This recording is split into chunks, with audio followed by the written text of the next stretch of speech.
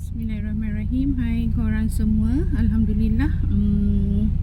Barang lori cakap dah ready ya. Kalau yang tanya dah ready belum? Dah ready dah. Okay, Alhamdulillah. Okay, hari ni ada udang ya.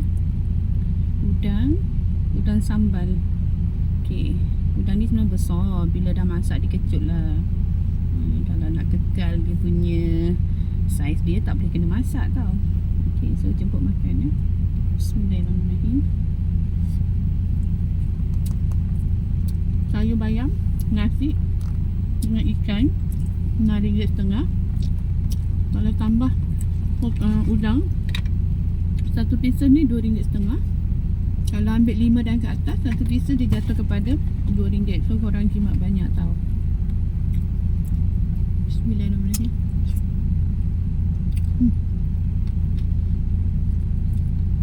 Lepas sedap, fresh. Udang ni saya order daripada Port Kelang, orang Kelaut ni.